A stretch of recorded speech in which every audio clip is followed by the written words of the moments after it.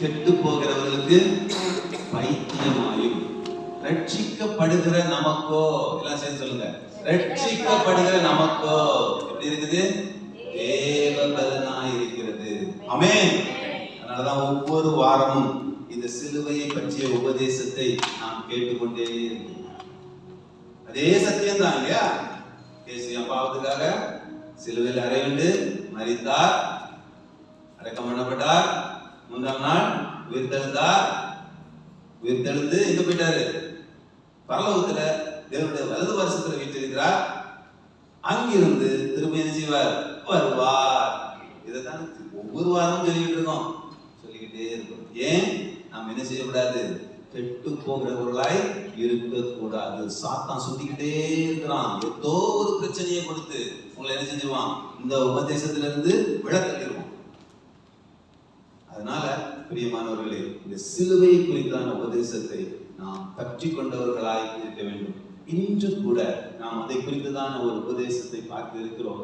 தேவன் அன்பாகவே இருக்கிறார் என்கிறதான ஒரு உபதேசம். அந்த உபதேசத்தை பார்ப்பதற்கு முன்னால் சிலுவையை குறித்த ஒரு கவிஞனுடைய பாடல் எனக்கு மிகவும் பிடித்திருந்தது. அதை வைத்து நான் சுவிசேஷம் செய்து கொண்டிருக்கிறேன். அதற்காகவே நான் ஒரு முறை கூட உங்களிடத்திலும் அதை அறிமுகப்படுத்த விரும்புகிறேன்.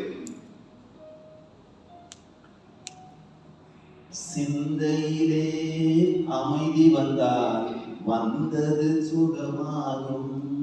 சிந்தையிலே அமைதி வந்தால் வந்தது சுகமாகும். இயேசுநாதர் பேசினால் அவர் என்ன பேசுவார்?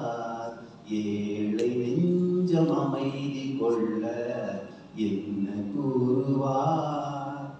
அப்படி நீங்க மற்றவங்ககிட்ட ஒரு பாட்டு பாடினீங்கன்னா அவங்களுக்கு எவ்வளவு சந்தோஷமா இருக்கும் இல்லையா? ஏன்னா எல்லாருக்குமே பிரச்சனை எங்க? பிரச்சனை எங்க? மனசுலதான் இல்லையா? உடம்புல உள்ள பிரச்சனையெல்லாம் டாக்டர் இருக்காரு, குணமாக்கிடுவார். ஆமென். பந்தாய் ஆஸ்பத்திரியில இருக்காங்க பெரிய பெரிய டாக்டர்ஸ். என்ன ஒரு வியாதியா இருந்தாலும் சரி, இன்சூரன்ஸ் வேற வாங்கி வச்சிருக்கிறோம். உடம்புல வர பிரச்சனைக்கு எந்த பயமும் இல்லை. ஆனால் மனதிலே வரக்கூடிய பிரச்சனைகளை தீர்ப்பதற்கு யார் இல்லை? கவுன்சிலர்ஸ் இருக்காங்க, இருந்தாலும் அவங்களால மொத்தமும் தீர்க்க முடியாது. அதை தீர்க்கிற ஒரே பரிகாரி யார் தான்? கர்த்தராகிய இயேசு கிறிஸ்து. இதுதான் நம்ம எல்லாரும் சொல்றோம். சிந்தையிலே உங்களுக்கு குழப்பம் இருந்ததுன்னா எதை நோக்கி பாருங்க? சிலுவையை நோக்கி பாருங்கய்யா. சிலுவையை நோக்கி நீங்க பார்த்தீங்கன்னா உங்களுடைய மனதில் என்ன வரும்? ஒரு மனசுல சமாதானம் வரும். அப்படி மனசுல சமாதானம் வரும்போது வந்தது குணமா? அது எது வேணாலும் இருந்து போட்டு, வந்தது என்ன வேணாலும் இருந்து போட்டு, என்ன பிரச்சனையானாலும் இருந்து போட்டு, என் தேவனால் தீர்க்க கூடாத ஒரு பிரச்சனை எங்க கிடையாது? பூமியில கிடையாது. ஏன்னா பூமியும் வானத்தையும் படைத்தது அவர். ஆமென். ஹல்லேலூயா. அதனால இந்த காலை வேளையிலும் கூட ஒரு சிறு கூட்டமாய் இங்கே ஏதாவது ஒரு மன அழுத்தத்தோடு நீங்கள் வந்திருந்தீர்களானால் நிச்சயமாக தேவன் உங்களோடு கூட பேசுகிறார். இயேசு கிறிஸ்து உங்களோடு கூட பேசுகிறார். சிலுவையில் நமக்காக மரித்த தேவன் உங்களோடு கூட பேசுகிறார். இந்த ஒரு நம்பிக்கையிலே, இந்த ஒரு விசுவாசத்திலே நீங்கள் தொடர்ந்து என்னோடு கூட பயணிக்கும்படியாக நான் தாழ்மையாக கேட்டுக்கொள்கிறேன். நிச்சயமாக தேவன் உங்களுக்கு விடுதலை கொடுப்பார். ஆமென்.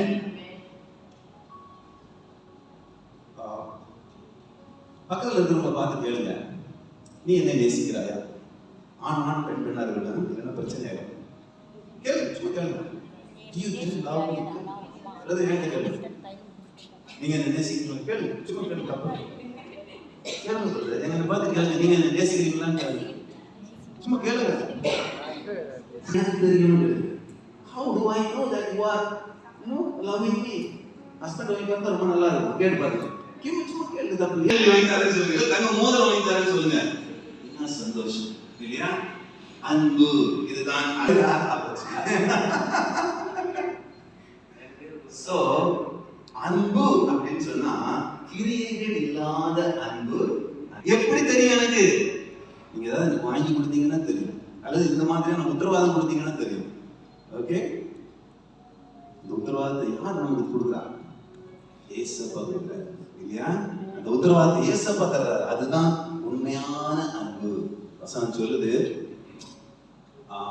ரைச்சியஸ் தமிழ்ல என்ன? நீதிமான்களுக்காக ஒருவன் மரிப்பது அரிது. மறிக்க மாட்டான். அவன் ரொம்ப பர்ஃபெக்ட் மேன் அப்படிங்கிறதுனால அவன் உயிர் விட்டுவான்னு நினைக்க மாட்டான். ஆனால் நல்லவனுக்காக ஒருவேளை மறிக்க துணிவான். ஏன் நல்லவன்? எனக்கு நன்மை செஞ்சிருக்கான். என் ஹஸ்பண்டா இருக்கலாம், என் ஒய்ஃபா இருக்கலாம், நன்மை செஞ்சிருக்காங்க. எனக்கு என் அம்மாவா இருக்கலாம், அப்பாவா இருக்கலாம், எனக்கு நன்மை செஞ்சிருக்காங்க.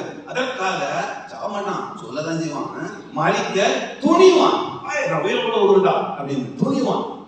ஆனால் நாம் பாவிகளா இருக்கையில் நமக்காக சிலுவையிலே உயிரை கொடுத்து தேவன் நம்மேல் வைத்த அன்பை, நமது அன்பை விளங்க பண்ணினார். ஆமென். அதனாலதான் இன்றைய தினத்திலே அன்பை குறித்து நாம் சற்று தியானிக்கலாம் என்று ஆவியானவர் எனக்கு உணர்த்தினபடியா நாம் தியானிக்க இருக்கிறோம். யூசுவலாவே நம்ம முந்தின மாசம் என்ன பண்ணணும் அப்படிங்கிறத புரிந்து கொண்டு போவது நல்லது. ஏனென்றால் எனக்கு கொடுக்கப்பட்ட ஊழியம் மாசந்தோறும் ஒரு பிரசங்கம் பண்ணணுங்கிற ஊழியத்தை எனக்கு கொடுத்திருக்கிறாங்க. அதனால நான் ஒரு வாத்தியாரா இருக்கிறதுனால நான் சொல்லிக் கொடுத்தது உண்மையிலேயே என் பிள்ளைங்களுக்கு போய் சேர்ந்திருக்கதான்னு கவனிக்க வேண்டியது என்னுடைய பொறுப்பு. அப்படி இல்லைன்னா நான் நல்ல வாத்தியாரா இருக்க முடியாது. ஓகே, அதனால நான் போனவர் மாதம் என்ன எடுத்தேன், என்ன சொல்லிக் கொடுத்தேன், என்ன நம்ம வேதத்தில் புரிந்து கொண்டோம் என்பதை நினைவுபடுத்தி இந்த மாதத்துக்குள் கடந்து போவது நலம் என நான் விரும்புகிறேன், நம்புகிறேன். கிறிஸ்துவை அறிகிற அறிவும் கனி கொடுக்கிற வாழ்க்கையும் என்கிறதான தலைப்பில் 22ஆம் தேதி ஜூன் மாசம் நம்ம பார்த்தோம். என்ன கிறிஸ்துவை அறிகிற அறிவு என்றால் என்ன? எல்லாம் சேர்த்து சொல்லுங்க. இயேசு கிறிஸ்துவின் மீதான விசுவாசம். கனி கொடுக்கிற வாழ்க்கை என்றால் என்ன? அன்புடன் வாழ்தல். கிறிஸ்துவை அறிகிற அறிவும் கனி கொடுக்கிற வாழ்க்கையும் எனக்கு ஏன் தேவை? நித்திய ஜீவனை பெற்றுக்கொள்ள. கிறிஸ்துவை அறிகிற அறிவும் கனி கொடுக்கிற வாழ்க்கையும் என்னுள் உருவாக நான் என்ன செய்ய வேண்டும்? அன்பை கூட்டி வளர்க்க வேண்டும். எந்த வார்த்தை நிறைய யூஸ் பண்ணப்பட்டிருக்கிறது? அன்பு. அதனாலதான் ஆவியானவர் சொல்றாரு, அன்பை குறித்தான தியானத்தை அடுத்தால பண்ணுங்க. அந்த தொடர்பு புரியுதா உங்களுக்கு? ஒரு சீக்வன்ஸ். எனவே நாம் அன்பை குறித்து தியானிக்க போகிறோம். இப்பொழுது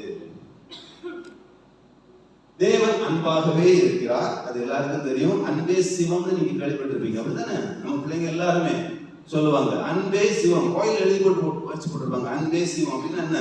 தேவன் அன்பாக இருக்கிறார் தான் சொல்லி கொடுக்கணும் உங்களுக்கு. நீங்களும் அதான் சொல்றீங்க, அன்பே சிவம் தான் எழுதி போட்டிருக்கீங்க. தேவன் அன்பு, அதான் நாங்களும் சொல்றோம் தேவன் அன்பாக இருக்கிறார். எந்த தேவன் அன்பா இருக்கிறார்? அங்கதான் பிரச்சனை. எந்த தேவன் அன்பா இருக்கிறார்? அன்பு தேவன் தான். ஓகே, அப்ப நமக்கு என்ன தெரியணும்? அன்பு என்றால் என்ன? ஒரு சின்ன எக்ஸசைஸ் போட்டேன். அன்பு என்றால் என்ன? எது அன்பு? ஒரு டெபினிஷன் வேணும்ல. அன்பு என்றால் என்ன இன்னைக்கு பார்க்க போறோம். அன்பின் பண்புகள் என்ன?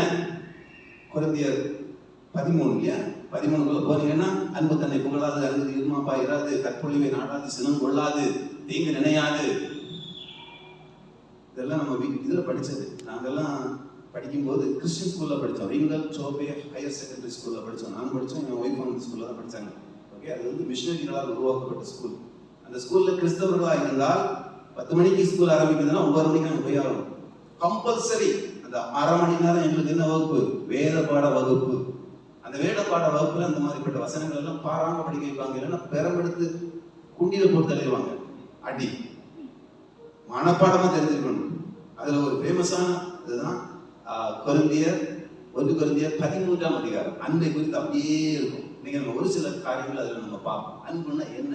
அன்பு தன்னை புகழாது, இருமாப்பா இராது, தற்பொழிவை நாடாது, சினம் கொள்ளாது, தீங்கு நினையாது, அநியாயத்தில் சந்தோஷப்படாமல் சத்தியத்தில் சந்தோஷப்படும். அப்படியே வருவாரு. அதான் அன்பு. அதுதான் டெபினிஷன் அன்பு. அன்புன்னா என்ன செய்யும் அப்படி. ஓகே, சோ அதை குறித்து நான் பார்க்க போகிறோம். அன்பின் பண்புகள் என்னன்னு பார்க்க போறோம். அன்பு எப்படி உண்டானது? அன்பு எப்படியா உருவாச்சு? முதல்ல எப்படி உருவாச்சு? ஏன்னா ஆரம்பத்தில் அன்பு இருந்தது, அந்த அன்பு தணிந்து போச்சு. எப்படி தணிந்து போச்சு? சாத்தான் உள்ள வந்து செஞ்சுட்டான், நம்மள தேவனுக்கு எதிராக மாத்தி விட்டான். அவர் நன்மை தீமை அறியக்கூடிய கனியை சாப்பிடாதான்னு சொன்னாரு. சாப்பிடுறதுனால சாகவே சாவாயினாரு. சாத்தான் என்ன சொன்னான்? நீ சாவ மாட்ட, நீ எப்படி மாறிடுவ? தேவர்களை போல மாறிடுவ அப்படின்னு போய் சொன்னான். அதை நம்பி நம்ம என்ன செஞ்சிட்டோம்? அவருக்கு நம்ம துரோகம் பண்ணிட்டோம். அப்பவே போச்சு அன்பு. திருப்பி அந்த அன்பு உருவாச்சு. அதுதான் பார்க்க போறோம். எப்படி அந்த அன்பு திருப்பி வந்தது, இப்ப அந்த அன்பு நமக்கு இருக்கிறது எப்படி வந்ததுன்னு பார்க்க போறோம். அடுத்தால பூரண அன்பு என்னுள் இருக்கிறது என்பதை நான் எப்படி அறிவேன்? முக்கியமான விஷயம். நீங்க சுவிசேஷம் சொல்லும்போது இப்பதான் சொல்லணும், இந்த பூரண அன்பு உனக்குள்ள இருக்காயா கேட்கணும். எனக்குள்ள இருக்குன்னு சொல்லணும். உனக்குள்ள இருக்கா? அப்ப எப்படி எனக்குள்ள இருக்கான்னு தெரியும்? சொல்லி கொடுக்கணும். இதுதான் சுவிசேஷம். அப்ப பூரண அன்பு எனக்குள் இருக்கிறது என்பதை எனக்கு எப்படி தெரியும்? அதையும் பார்த்து நாம் முடிக்க இருக்கிறோம். ஆமென். Are you ready? thumbs up கொடுங்க. Ready right. கண்களை மூடி தேவதாமியா வார்த்தைகளை ஆசீர்வதித்து முடியாச்சு. கல்வாரியின் அன்பினையே கண்டு விரைந்தோடி வந்தேன். கல்வாரியின் அன்பினையே கண்டு விரைந்தோடி வந்தோம். கழுவும் நின் திருரத்தத்தாலே கரை நீங்க இருதயத்தை. கழுவும் நின் திருரத்தத்தாலே கரை நீங்க இருதயத்தை. பலிபீடத்தில் என்னை பரனே படைக்கின்றேனே இந்த வேளை. அடியேனை திரு சித்தம் போல ஆண்டு நடத்திடுமே. அடியேனை திரு சித்தம் போல ஆண்டு நடத்திடுமே. ஆமென். பிதாவே, அடிமையை முற்றிலுமாக பலிபீடத்திலே அர்ப்பணிக்கிற தகப்பனே, நீர் பொறுப்படுத்திக் கொள்ளபடியாய் செபிக்கிறேன். உமக்கு விருப்பம் இல்லாத எந்த காரியங்களும் என் வாயிலிருந்து வராதபடிக்கு கர்த்தர் பாதுகாத்துக் கொள்ளும்படி காய்ச்சபிக்கிறேன். சபைக்கு என்ன தேவையோ அந்த வார்த்தைகளை மாத்திரம் நீர் கொடுக்கும்படி காய்ச்சபிக்கிறேன். நாவை விருத்த சேதனம் பண்ணும்படி காய்ச்சபிக்கிறேன். கர்த்தாவே, வந்திருக்கிற ஒவ்வொரு ஆத்மாக்களையும் உடைய கரத்துல தந்து செபிக்கிறோம். அப்பா, அவர்கள் என்ன தேவையோடு வந்திருக்கிறார் என்பதை நீர் அறிகிற ஆண்டவரே. ஒருவேளை சிந்தையிலே விடுதலை தேவை என்று வந்திருந்தார்களானால் அவர்களுக்கு இந்த அன்பின் மூலமாய், உம்முடைய கல்வாரியின் அன்பின் மூலமாய் சிந்தையிலே விடுதலை கொடுக்கும்படி காய்ச்சபிக்கிறேன். ஆண்டவரே, ஆண்டவரே ஜெபிக்கிறேன் அப்பா. மறுபடியும் ஆண்டவரே, இவர்கள் எல்லாம் தன்னுடைய சிந்தையில விடுதலைக்காக மாத்திரமல்ல, தன்னுடைய உறவினர்களின் சிந்தையில் உள்ள விடுதலைக்காக கர்த்தாவே இவர்களை எடுத்து பயன்படுத்தும்படி காய்ச்சபிக்கிறேன். கர்த்தாவே, இவர்களை சுற்றி இருக்கக்கூடிய நண்பர்களின் சிந்தையிலே விடுதலை கிடைக்க இவர்களை கருவியாக பயன்படுத்துமாய் ஜெபிக்கிறேன். கர்த்தாவே, சோதரம் அப்பா, சோதரம். நாங்கள் பெற்றுக்கொண்ட நன்மையை ஆண்டவரே நாங்கள் மற்றவர்களுக்கு பகிர்ந்து கொடுக்க எங்களுக்கு உதவி செய்யுங்க. ஆண்டவரே, இந்த செய்தியை ஆசீர்வதித்து தாங்க. இந்த செய்தி மற்றவர்களுக்கு நாங்கள் சாட்சியா இருக்க, எங்களுக்கு உதவியா இருக்க அனுகிரகம் பண்ணுங்க. சாத்தான் வந்து பொறுக்கி போடாதபடிக்கு வேலி அழைத்து பாதுகாத்துக் கொள்ளுங்க. கனம், துதி, மகிமை அனைத்தையும் ஒருவருக்கே செலுத்துகிறோம். இயேசுவின் இந்த நாமத்தில் பிதாவே, ஆமென், ஆமென், ஆமென். முதலாவது கேள்வி, அன்பு என்றால் என்ன? ஜெனரலா பார்த்தா நம்ம உலக பிரகாரமா பேசிட்டு வரோம். அன்புன்னா என்ன? நான் இன்டர்நெட் தேடி பார்க்கும்போது இது ஒரு உணர்ச்சி மற்றும் மனநிலை சார்ந்த அனுபவம் ஆகும். இது நேர்மறை மற்றும் வலுவான உணர்வாக கருதப்படுகிறது. அன்பு என்பது பாசம், காதல், நட்பு போன்ற பல வடிவங்களில் வெளிப்படலாம். சரிதானே? இதுக்கு ஏதாவது முரண்பாடு இருக்கா உங்ககிட்ட? இல்ல. அன்புங்கிறது இந்த மாதிரி வடிவங்களில் வெளிப்படும். பாசம், காதல், நட்பு போன்ற வடிவங்களில் வெளிப்படலாம். ஓகே. மனித நேயம், இரக்கம், பாசம் ஆகியவற்றை குறிக்கும் ஒரு நல்லொழுக்கமே அன்பு எனப்படுகிறது. அன்பு என்பது என்னது? ஒரு நல்லொழுக்கம். அதுக்கு பேர் தான் அன்பு. மற்றொருவரின் நன்மைக்காக பரிபூர்ணமான அக்கறையும் தன்னலமற்ற விசுவாசமும் கொண்ட ஒரு ஒழுக்கமான மனநிலையை அன்பு என்பலாம். மற்றவர்களின் நன்மைக்காக ஒரு அடிஷனல் வந்துச்சு பாருங்க. மற்றவர்களின், நமக்காக இல்லை, மற்றவர்களின் நன்மைக்காக நம்ம இந்த ஒழுக்கத்துக்கு பேரும் அன்பு அப்படிங்கலாம். பண்டைய கிரேக்க தத்துவவாதிகள் 4 விதமான அன்பை அடையாளம் கண்டனர். என்னெல்லாம்? குடும்ப உறவு, இதான் பாசம். பாசம் அன்பு கிடையாது. ஆக்சுவலி பாசம் யாருக்கு மட்டும் தான் நீங்க காட்ட முடியும்?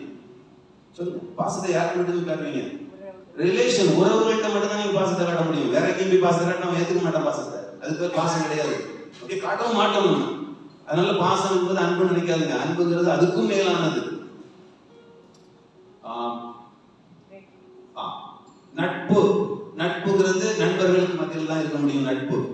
காதல், 2 பாலினங்களுக்கு இடையே ஏற்படக்கூடியதுதான் காதல்.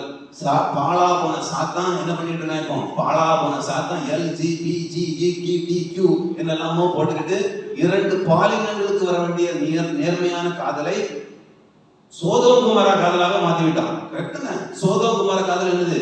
ஆணுக்கும் ஆணுக்கும், பொண்ணுக்கும் பொண்ணுக்கும் காதலாம். எடு சிறப்பு. எதிர்த்து நிக்கணும். மலேசியா தேசம் எதிர்த்து நிற்கிறது. அதற்காக நான் தேவனை துதிக்கிறேன். எங்க தேசம் பாழா போகுது, இந்தியா தேசம் பாழா போகுது. அதுக்காக நான் தேவனிடம் மன்றாடுகிறேன். ஆண்டவரே, இந்திய தேசத்தை காப்பாத்துங்க. அங்க பரேட் பண்றது அலோ பண்றான். இங்க உங்க தேசம் ரொம்ப ஸ்ட்ரிக்ட். இந்த ரெயின்போல ஓடி இருக்காங்க. ஆமென், ஹalleluya. சோ அதுதான் காதல் மற்றும் தெய்வீக அன்பு. பாருங்க, கிரேக்கர் எவ்வளவு தெளிவா இருந்தா பாருங்க. அதனாலதான் கிரேக்கர்கள் ஞானத்துக்கு பெயர் பெற்றவர்கள். அந்த காலத்துல ஞானத்தை தேடினவங்க எல்லாம் யார் தான்? கிரேக்கர்கள். அதனாலதான் அவங்க அன்புக்கு டெபினிஷன் கொடுக்கும்போது மற்றும் அப்படின்னு ஒன்று போட்டு என்ன பண்றாங்க? தெய்வீக அன்பு. இதைதான் நம்ம பேசுறோம். தெய்வீக அன்பு. தெய்வீக அன்பு மனுஷன் அன்பு அல்ல. மனுஷனுடைய அன்பு தணிந்து போகும். தெய்வீக அன்பு என்ன செய்யாது? தணிந்து போகாது. ஏன் தணிந்து போகாது? ஒரு நண்பனுக்காக உயிரை கொடுக்கிற அன்பிலும் மேலான அன்பு எங்கேயாவது உண்டுமா? ஒரு உயிரை கொடுக்கிற அன்பிலும் மேலான அன்பு எங்கேயாவது உண்டா? கிடையாது. அப்படி அந்த அன்பை காட்டுறது யாரு? கர்த்தராகிய இயேசு கிறிஸ்து. அதனால பிரியமானவர்களே, அதுதான் உன்னதமான அன்பு. ஆமென். தெய்வீக அன்பு. அந்த தெய்வீக அன்பை குறித்து நாம் பார்க்க இருக்கிறோம். அப்ப அன்பு என்றால் என்ன?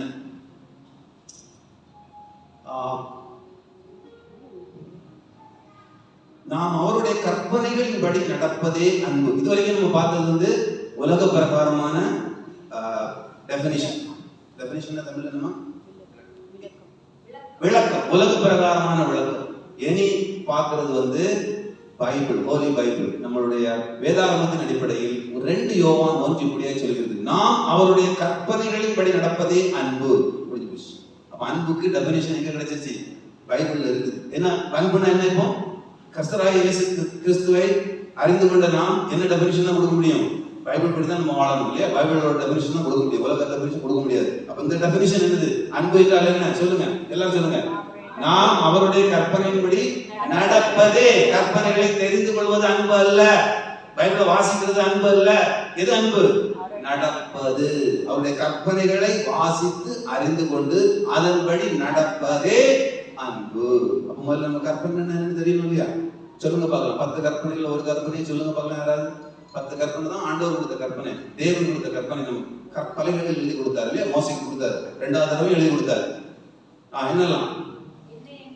எந்த எந்தி உனக்கு வேற தேவன் வேண்டாம், இருக்கக்கூடாது, ஒரே தேவன் தான்.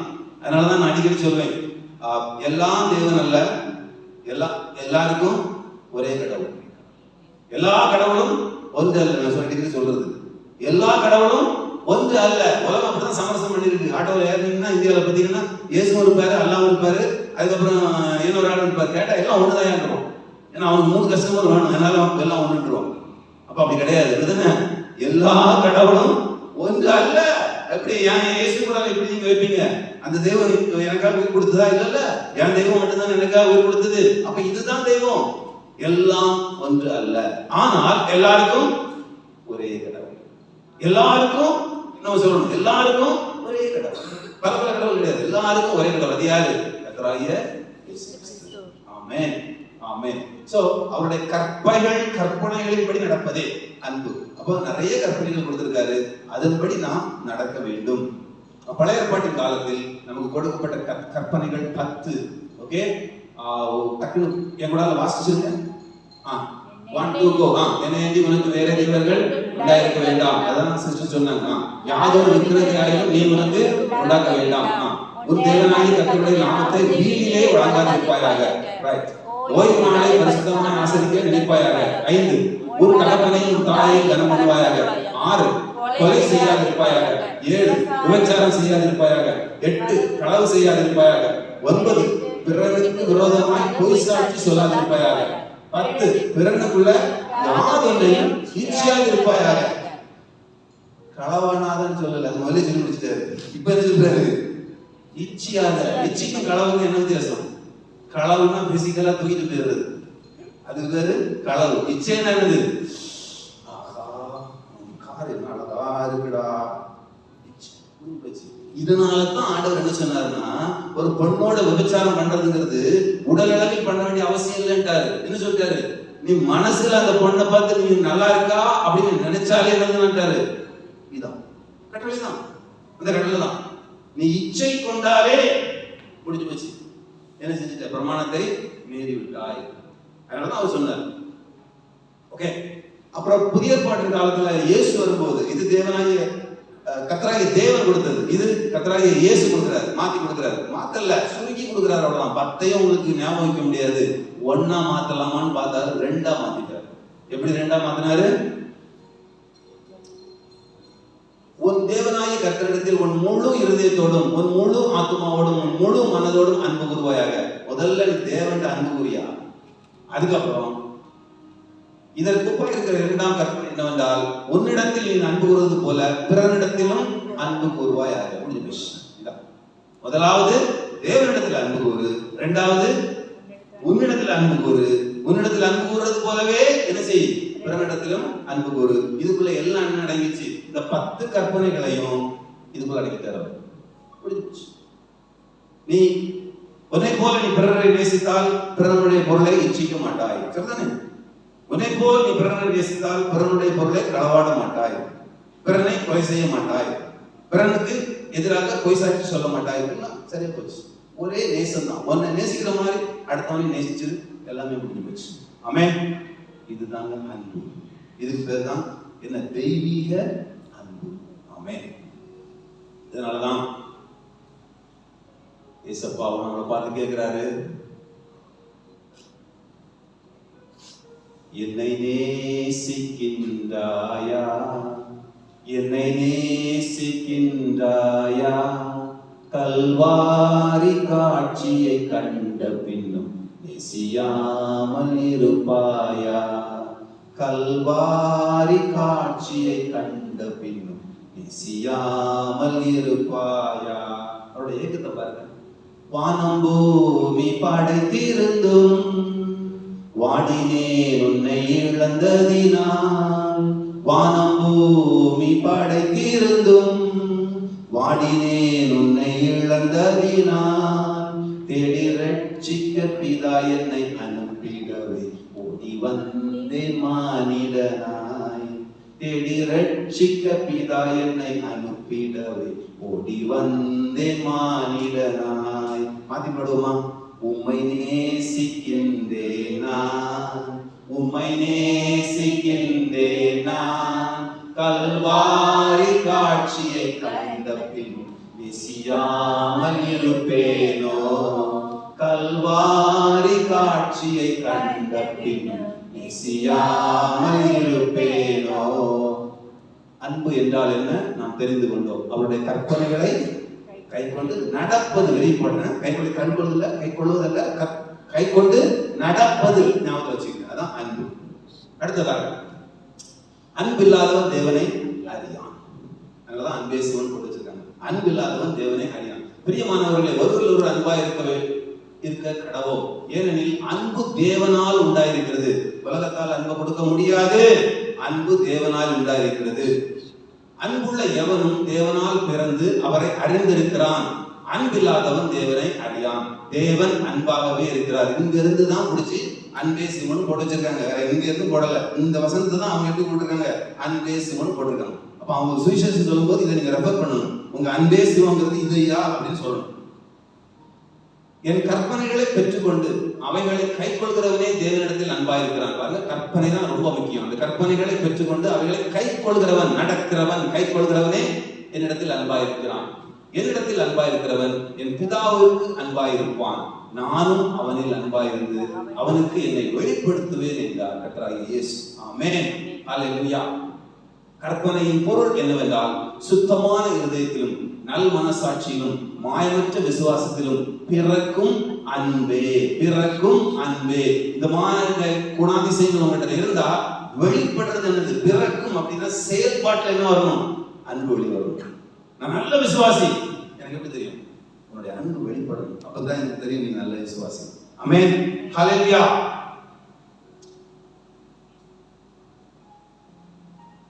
அதனாலதான் பக்தன் இவ்வாறாக பாடுகிறான்.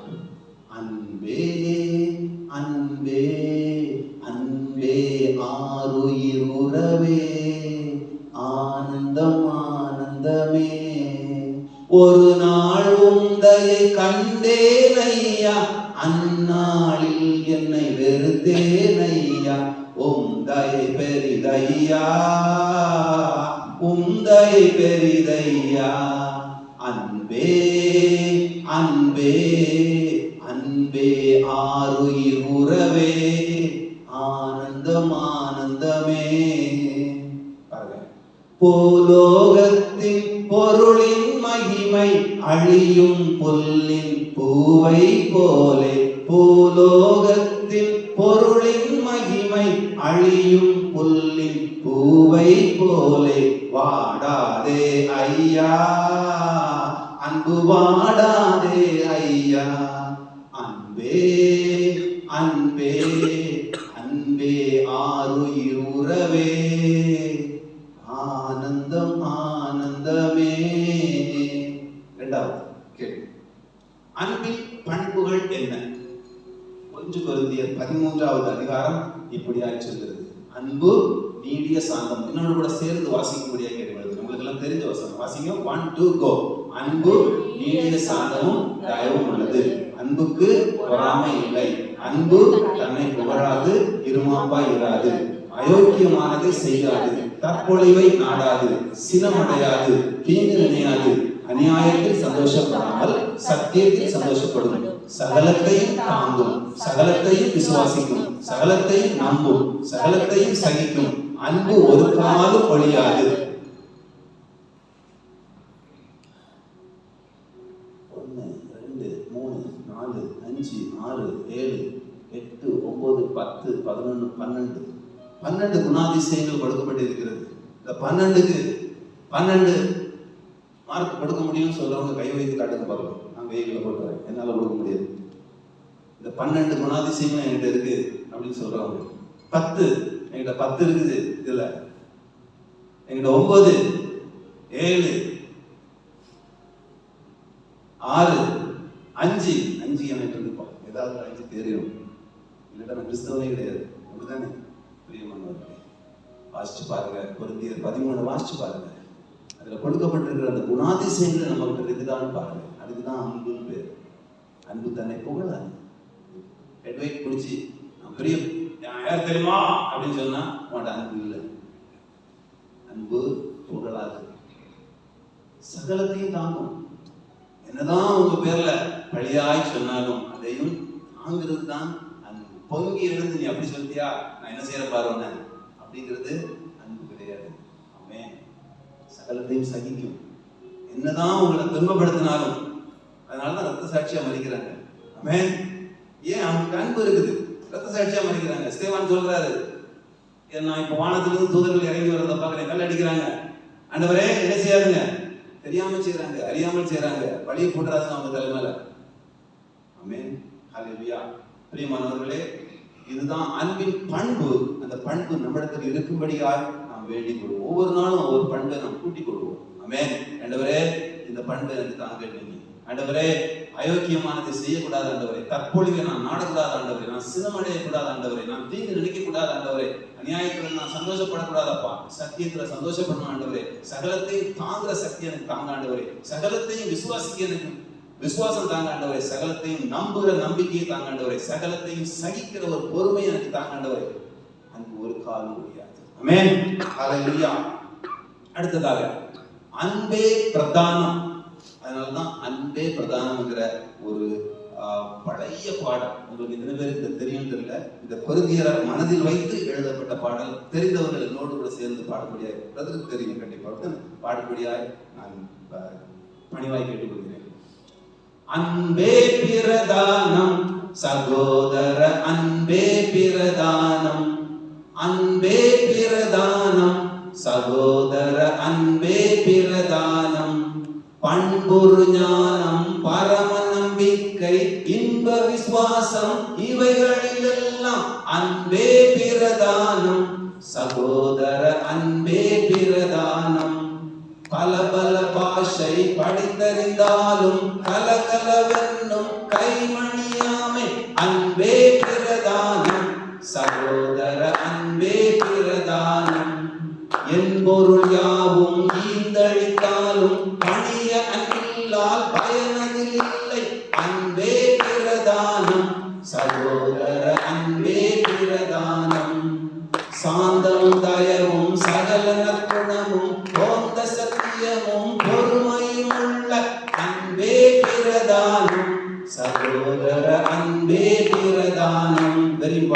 சினமடையாது, தீங்கு உண்ணாது, தினமழியாது, தீமை செய்யாது, அன்பே பிரதானம், சகோதர அன்பே பிரதானம். கடைசியாக சகலமும் தாங்கும், சகலமும் நம்பும், மிகைப்பட ஒன்றும் மேன்மை பெற்றோகும், அன்பே பிரதானம், சகோதர அன்பே பிரதானம்.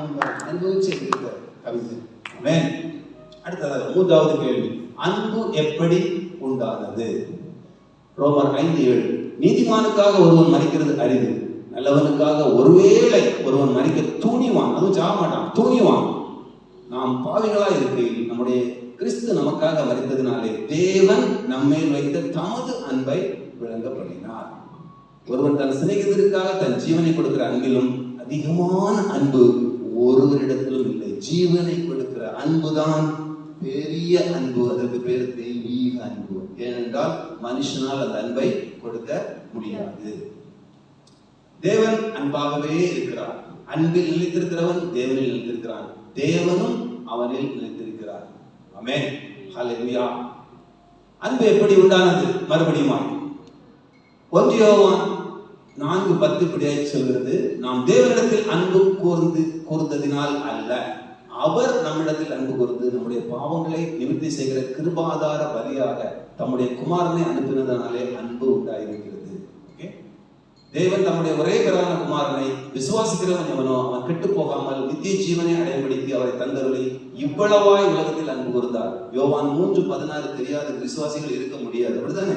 நம்ம எல்லாம் விசுவாசிகளா மாறினதுக்கு காரணமே என்னதுதான்? யோவான் 3:16, தேவன் நம் பேர் வைத்த அன்பினால்.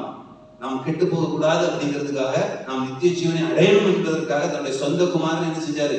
பலி கொடுத்தார். ரத்தம் சிந்துதல் இல்லாமல் பாவ மன்னிப்பு இல்லை. சோ ரத்தத்தை சிந்த வச்சார். என்ன ரத்தம் சிந்தப்பட வேண்டும்? குற்றமில்லாத ரத்தம் சிந்தப்பட வேண்டும். சோ கன்னி மரியாளிடத்தில் பிறந்து குற்றமில்லாதவராய் மாறி ரத்தம் சிந்தினார். அதனாலதான் ஓம் ஸ்ரீ கன்னி சுத்தாய நமக அவங்க பாடுறாங்க. கன்னியின் வயிற்றில் பிறந்தவரே நான் நமஸ்கரிக்கிறேன். எந்த தெய்வங்க கன்னியின் வயிற்றில் பிறந்தது? கேளுங்க, மாத்தி கேளுங்க அவங்க. எந்த தெய்வம்? 30 முக்கோடி தேவர்களை நீங்கள் வணங்குகிறீர்களே, ஒரு தெய்வம் சொல்லுங்க கன்னியின் வயிற்றில் பிறந்தது. கர்த்தராகிய இயேசு கிறிஸ்துவே கன்னியின் வயிற்றில் பிறந்தவர். ஆமென். விருட்சசூல் அர்த்தாய நமக. எந்த தெய்வங்க? விருட்சம் என்கிற மரத்தினால் செய்யப்பட்ட சிலுவையிலே கொல்லப்பட்ட தெய்வம். ஒரு தெய்வம் சொல்லுங்க. இல்ல பிரங்காய நமக.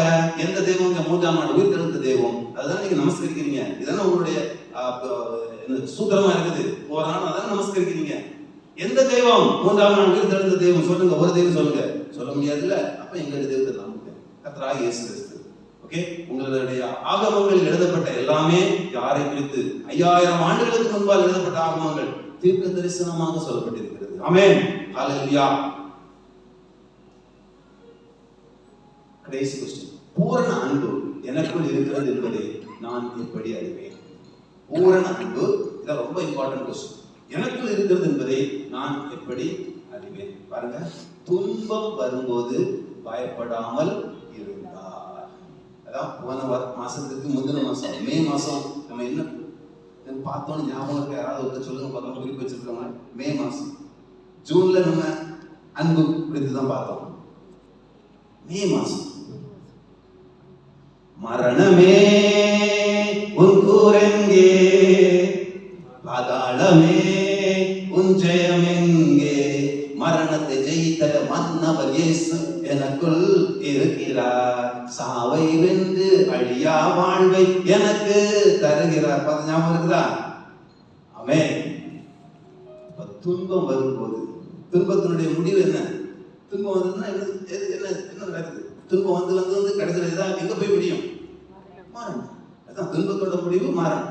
மரணமே ஒரு கூறு என்னன்னா அந்த பாவம். பாவத்தினுடைய சம்பளம் மரணம். அப்ப அந்த மரண பயம் தான் நம்மளை பிடிச்ச மாட்டுது. உலகத்துல எல்லாருக்கும் மரண பயம் தான்.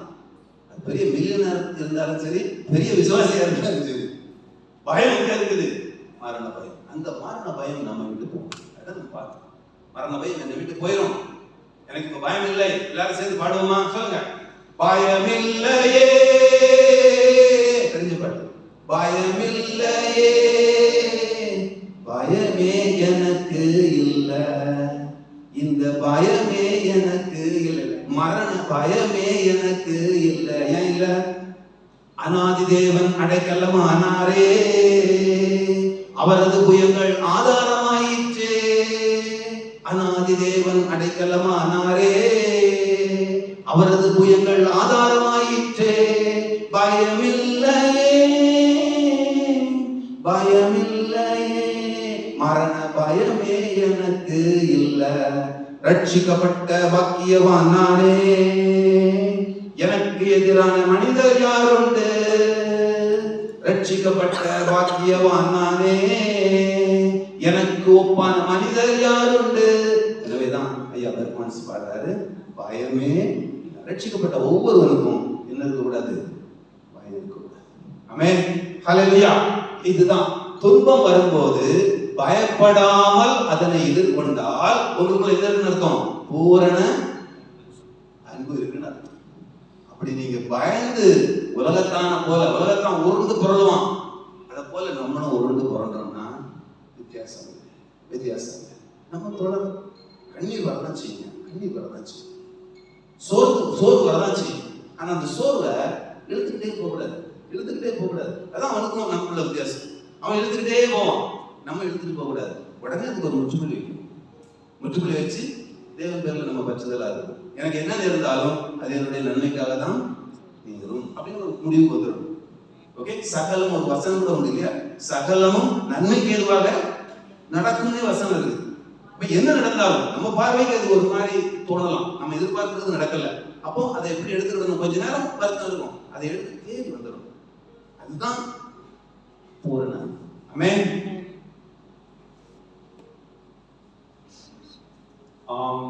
பாருங்க, ஒற்றியோவான் 4:8, அன்பிலே பயமில்லை. பூரண அன்பு பயத்தை புறம்பே தள்ளும். பாருங்க, பூரண அன்பு பயத்தை புறம்பே தள்ளும். பயமானது வேதனை உள்ளது, பயப்படுகிறவன் அன்பில் பூரணப்பட்டவன் அல்ல. பயங்கிறதே நமக்கு இருக்கக்கூடாது.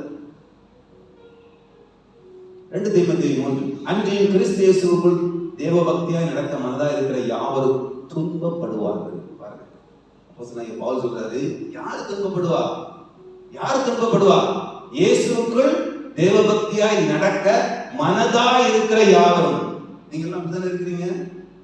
இயேசுவுக்குள் தேவ பக்தியாய் இருக்க மனதா இருக்கிறீங்க தானே? எல்லாரும் சர்ச்சைக்கு வந்திருக்கீங்க, எல்லாரும் சர்ச்சைக்கு வர மாட்டீங்களே. சர்ச்சைக்கு வந்ததுக்கு காரணமே தேவ பக்தியா இருக்கணும்ன்றதுக்காக தான். அப்படி தேவ பக்தியா இருக்கும்போது என்ன வரும்? துன்பம் வரும். அந்த துன்பத்தை கொண்டு வரது யாரு? சொல்லுங்க பார்க்கலாம். அது யார் கொண்டு வருவா? நீங்க தேவ பக்தியா இருக்கும்போது யாருக்கு பிடிக்காது? இயேசுவுக்கு பிடிக்கும். யாருக்கு பிடிக்காது? ஒரு ஆள் பிடிக்காது, பிசாசு.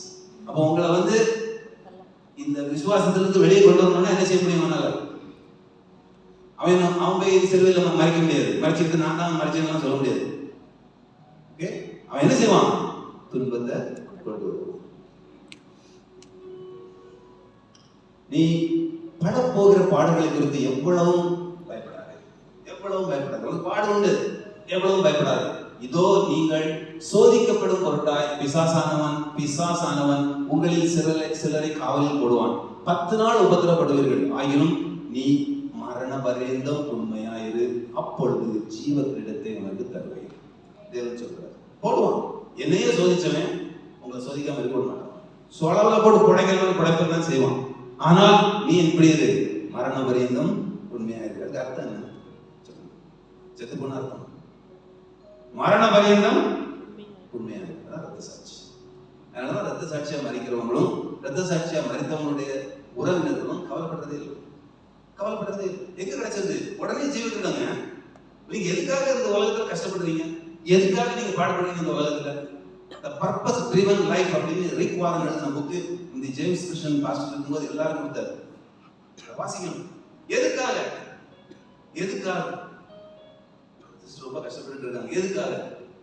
மாத்திரை மருந்து எடுக்கிறீங்களா?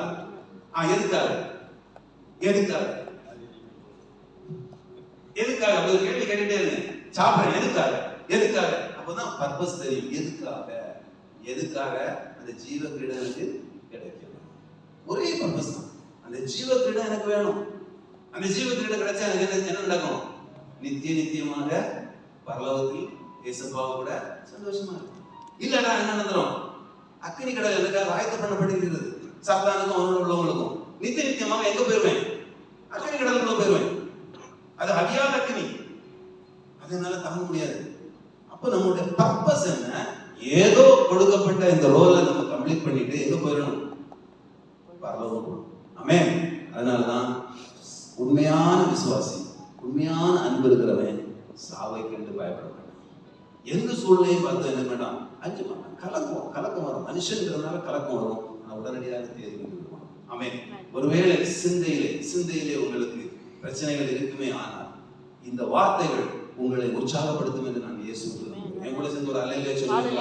அல்லேலூயா, அல்லேலூயா. சாத்தானே கூரைகளா, சிலுவையிலே இயேசு நசுக்கி போட்டார். ஆமென். தலையை நசுக்கிட்டார். நீ என்ன பிரச்சனை கொண்டு வந்தாலும் என்ன செய்ய முடியாது, என்னை பயமுறுத்த முடியாது. நான் பயப்படக்கூடிய ஆள் கிடையாது. ஆமென். அல்லேலூயா. எங்க இருக்கு?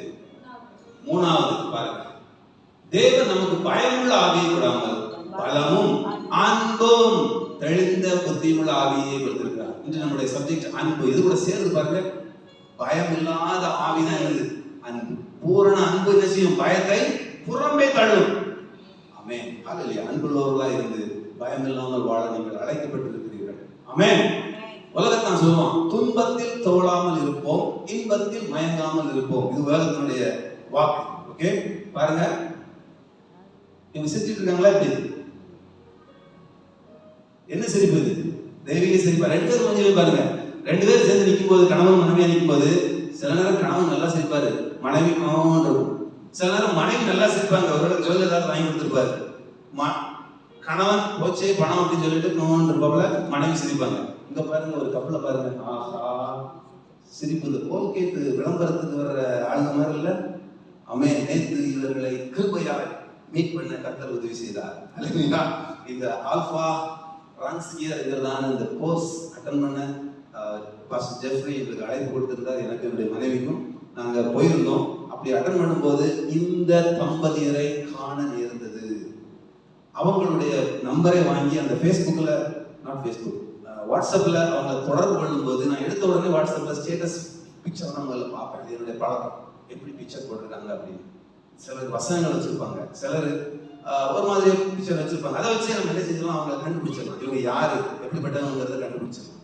ஓகே, தமிழ்ல சொல்லுவாங்கல்ல, உன் நண்பனை சொல் நான் யார் என்று சொல்கிறேன். Face is the index of mind அப்படிம்பாங்க. மூஞ்சிதான் இருதயத்தை காட்டும். அது மாதிரி உங்க ஸ்டேட்டஸ்லேயே சொல்லிடுவாங்க, கண்டுபிடிச்சிருவாங்க நீங்க யார் அப்படின்னு. இந்த படத்தை பார்த்த உடனே அவருக்கு அந்த படத்தை ஸ்கிரீன்ஷாட் எடுத்து போட்டேன். Tell me bro, the shop where I can buy the smile found on both the faces. அதான் எனக்கு ரொம்ப பிடிச்சிருந்தது. ரெண்டு பேரும் மூஞ்சிலையும் பாருங்க. Praise the Lord. A great testimony. இதுவே ஒரு பெரிய டெஸ்டிமனி. என்ன மாதிரி தானே பார்ப்பாங்க, என்ன மாதிரி நிறைய பேர் பார்ப்பாங்கல்ல. எத்தனை நம்ம போடுறோம், ஸ்டேட்டஸ்ல போடுறோம், அப்படிதானே? சரிதானே? அதை பார்க்க மாட்டாங்கன்னு நினைச்சிட்டு இருக்கீங்களா? நீங்க ஒரு ஆள்கிட்ட புதுசா கனெக்ட் பண்ண உடனே அவங்க முதல்ல எதை பார்ப்பாங்க? உங்க ஸ்டேட்டஸ் சென்டென்ஸ் என்னன்னு பார்ப்பாங்க, உங்க ஸ்டேட்டஸ் பிக்சர் என்னன்னு பார்ப்பாங்க. ஜாக்கிரதை. அதுலயே நம்ம சாட்சியா இருக்கும், அந்த இடத்துல சாட்சியா இருக்கும். அதான் சொல்றேன். அப்படி செஞ்சுட்டு இருக்கிறீங்களே, எந்த சிரிப்பை எங்க வாங்குறீங்க எனக்கு சொல்லுங்க, நானும் வாங்கணும். ஆமென். என்ன பதில் சொல்ற பாருங்க. The smile comes from serving him, Jesus, wholeheartedly. ஒரு செய்தி கேட்டுக்கிட்டாங்க, புரிந்து கொண்டு எப்பொழுது நீங்கள் முழு மனதோடு அவரை சேவிப்பீர்களோ, அல்லது ஒரு சர்வீஸ் பண்றாரு. இவங்கெல்லாம் அவங்கெல்லாம் ஊழியம் செய்றவங்க. இந்த ஆல்பாங்கிற மினிஸ்ட்ரியை இந்தியாவுக்கு கொண்டு போறவங்க, மெடிக்கல் டாக்டர்ஸ், பட் ஸ்டில் ஊழியத்தை செஞ்சுட்டு இருக்காங்க. பலன் கருதாமல் ஊழியம் செய்றாங்க அவங்க. ஆமென். எப்போ நீங்க வந்து ஹோல் ஹார்ட்டட்லி அப்படின்னா முழு மனதோடு நேசிப்பாய் ஆண்டவர் கேட்பாரு. அது மாதிரி முழு மனதோடு அந்த ஊழியத்தை நீங்க செய்றீங்களோ, அப்ப என்ன வருமா? ஆட்டோமேட்டிக்கா அந்த சிரிப்பு வருங்கிறாரு. நம்மளும் செஞ்சு பார்ப்போமே. ஆமென். ஹalleluya. நம்மளும் செஞ்சு பார்ப்போமே. செஞ்சு பார்க்கும்போது என்ன வரும்? இந்த மாதிரியான சிரிப்பு வரும். நான் ஒரு பதில் கொடுத்தேன், ஜீவ மார்க்கத்தை எனக்கு தெரியப்படுத்துவே உங்களுடைய சமூகத்தில் பரிபூர்ண ஆனந்தம். ஆமென். உங்களுடைய வலது பரிசத்தில் நித்திய பேரின்பம். ஹalleluya, ஹalleluya. துன்பம் வரும் நேரத்தில் சிரிங்க. இது யாரு? உலகத்தான் சொல்ல முடியாது. இப்ப அவங்க நம்ம சுவிசேஷம் சொல்லணும், ஏன்னா அவங்க எழுதி வச்சிருக்காங்க, துன்பம் வரும் நேரத்தில் சிரிங்க. துன்பம் வரும் நேரத்தில் சிரிங்க என்று சொல்லி வச்சான் வள்ளுவனும். சரிங்க. பாவம் வந்து கடிக்கையில் பாவி உயிர் துடிக்கையில் யார் முகத்தில் பொங்கி வரும் சிரிப்பு, இங்கு கீழ்ப்புறத்தில் இனிப்பு மேல்புறத்தில் கசப்பு, பட்டினத்தார் கையில் உள்ள கரும்பு, இது பட்டினத்தார் கையில் உள்ள கரும்பு. நான் சிரிக்கிறேன் சிரிக்கிறேன் சிரிப்பு வரல, நான் அழுவுறேன் அழுவுறேன் அழுவ வரல. நான் சிரிக்கிறேன் சிரிக்கிறேன் சிரிப்பு வரல, நான் அழுவுறேன் அழுவுறேன் அழுவ வரல. எப்படிங்க உங்களுக்கு சிரிப்பு வரும்? எப்படி வர சிரிப்பு? சிரிப்பு வரணும்னா என்ன இருக்கணும்? உண்மையான அன்பு உள்ளது. உண்மையான அன்பு யாரால கொடுக்க முடியும்? இயேசு கிறிஸ்துவால மட்டும்தான், தேவனால மட்டும்தான் உண்மையான அன்பை கொடுக்க முடியும். அப்படி நம்ம இந்த பாடல்களை அவர்கள் பாடும்போது, அதாவது இடுக்கண் வருங்கால் நகுக அதனை அக்கு ஓர்த்து அக்கு ஒப்பது இல், தூய தமிழ். ஓகே, துன்பத்தை நோக்கி ஒரு ஏளன சிரிப்பு, உன்னால் என்னை என்ன செய்ய என்னால் உன்னால் என்னை ஒன்றும் செய்ய முடியாது என்ற கேலி புன்னகை செய்ய வேண்டும். அதான் திருவள்ளுவர் சொல்றார். துன்பம் வரும்போது அதை பார்த்து ஒரு ஸ்மைல் பண்ணணும். என்னடா பண்ண முடியும் அப்படி. ஓகே, அப்படி எல்லாராலும் செய்ய முடியாது. ஆனா வேதம் தெளிவாய் பதில் சொல்கிறது. துன்பத்தை கண்டு நீங்க என்ன செய்ய முடியாது? பயப்பட முடியாது. துன்பம் வரும் நேரத்தில் நம்மளால என்ன செய்ய முடியும்? சிரிக்க முடியும். ஏன் துன்பம் வரக்கூடிய நேரத்தில் நம்மளால சிரிக்க முடியும்? விசுவாசியால சிரிக்க முடியும். ஓகே, அதான் சொல்றது பாடல். துன்பம் வரும் நேரத்தில் சிரிங்க என்று சொல்லி வச்சான் வள்ளுவன். சரிங்க, கரெக்ட் தான். துன்பம் வரும் நேரத்தில் இந்த வள்ளுவன் சொல்லிட்டாங்கிறதுக்காக நீங்க சிரிச்சிருவீங்களா? சிரிக்க முடியாது. ஆனா நம்ம சிரிப்போம். ஏன் நம்மளால சிரிக்க முடியும்? நம்பிக்கை. ஹல்லேலூயா. இந்த துன்பம் என்னை மரணத்துக்கு நேராக இட்டு சென்றாலும் மரணமே உன் கூரைக்கு, பாதாளமே உன் ஜெயம்.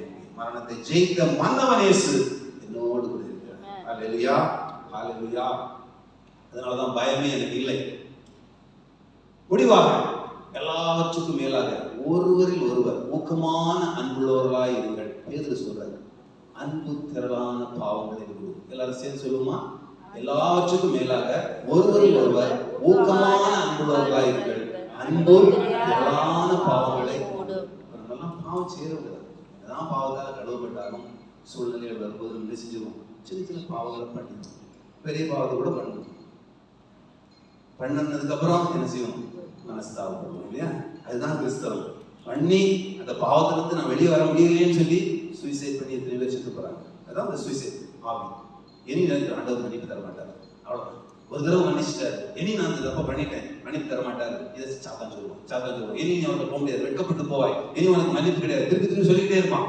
இது உங்களுக்கு டிப்ரெஷன் கொண்டு வரும். அப்படிப்பட்ட ஆண்டவர் ஆமென். அதனால அவர் நமக்கு சொல்லி கொடுத்தாரு, என்னுடைய சகோதரன் எனக்கு எதிராய் தப்பிதங்கள் செய்தால் நான் எத்தனை முறை மன்னிக்க வேண்டும் அப்படின்னு கேட்கும்போது ஆண்டவர் சொல்லி கொடுத்தாரு. ஏசப்பா என்ன சொன்னாரு? 2 முறைன்னு சொன்னாரா? 3 முறைன்னு சொன்னாரா? எத்தனை தடவை சொன்னாரு? 70 தடவை மன்னிக்க சொல்லு. நம்மளை அவங்களை அப்படி மன்னிக்க சொன்னா நம்மளை படிச்ச தேவன் நம்மளை மன்னிக்க மாட்டாரா? நிச்சயமா. அப்படியே எழுந்து நிற்போம், ஒப்பு கொடுப்போம். நிச்சயமாக தேவன் என்ன செய்வார்? நமக்கு மன்னிப்பார். அதனால் நாம் திரளான பாவங்களை மூட முடியும். உங்களுடைய சகோதரனுடைய பாவங்களை நீங்கள் மூட முடியும். உங்களுக்கு பூரண அன்பு இருக்குமே ஆனால் உங்களுக்கு எதிராக வரக்கூடிய சொற்களை உங்களால் மன்னிக்க முடியும். உங்களுக்கு எதிராக வரக்கூடிய செயல்களை உங்களால் மன்னிக்க முடியும். ஏன்? உங்களிடத்தில் என்ன இருக்கிறது? பூரண அன்பு. நம்மிடத்தில் என்ன இருக்கிறது? பூரண அன்பு இருக்கிறது. ஆமென். ஹல்லேலூயா. அன்பு என்றால் என்ன? எல்லாம் சேர்ந்து சொல்லுங்க. அவருடைய கற்பனைகளை நடப்பது. அன்பின் பண்புகள் என்ன? ஒரு காலம் ஒழியாது. ஓகே, அதாவது 1 Corinthians 13 தான் பண்புகள். நான் முற்றிலுமா 1 மட்டும் எடுத்துருக்கேன். அன்பு ஒழிந்து போகாது, கடைசியா முடியும், அது ஒரு காலம் ஒழியாது. ஓகே, அன்பு எப்படி உண்டானது? இயேசுவின் சிலுவை மரணத்தினால் உண்டானதுதான் அன்பு. அது தவிர வேற எந்த அன்புமே உலகத்துல நிலையானது கிடையாது. நிலையான அன்பு, தெய்வீக அன்புனா இயேசுவின் சிலுவை மரணத்தினால் வந்த அன்பு. கடைசியில பூரண அன்பு என்னுள் இருக்கிறது என்பதை நான் எப்படி அறிவேன்? சூழ்நிலைகளை கண்டு நான் பயப்படாமல் இருந்தார். ஆமென். சூழ்நிலைகளை கண்டு நான் பயப்படாமல் இருந்தார். இப்பொழுது பாருங்க சூழ்நிலை. கெஸ் பண்ணுங்க பார்க்கலாம். அந்த சூழ்நிலை என்ன சூழ்நிலை? என்னைக்கு நடந்த சூழ்நிலை? 8 ஏப்ரல் 2025. 8 ஏப்ரலா ஜூலையா? ஜூலை. சாரி நான் தப்பா டைப் பண்ணிருக்கேன். 8 ஜூலை இந்த மாசத்துல நடந்தது. கெஸ் பண்ணுங்க. சிவப்பு கடாரி. சிவப்பு கடாரின்னா என்ன? இந்த கடாரி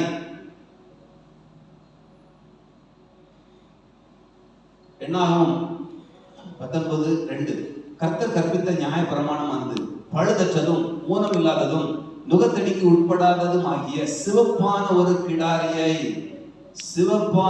கிடாரியை உன்னிடத்தில் கொண்டு வரும்படி இஸ்ரவேல் புத்திரருக்கு சொல்லுங்கள்.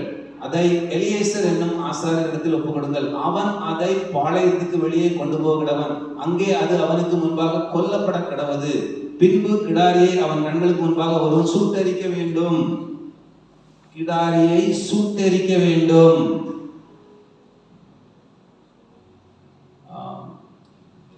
சுத்தமாக இருக்கிற ஒருவன் அந்த கிடாரியின் சாம்பலை வாரிக்கொண்டு பாளையத்துக்கு பிறகு சுத்தமான ஒரு இடத்திலே கொட்டி வைக்க கடவன்.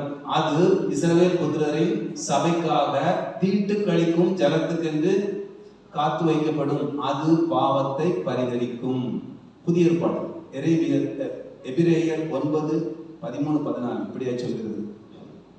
காளை, வெள்ளாட்டுக்கடா இவர்களின் ரத்தமும் தீட்டுப்பட்டவர்கள் மேல் தெளிக்கப்பட்ட கடாரியின் சாம்பலும்.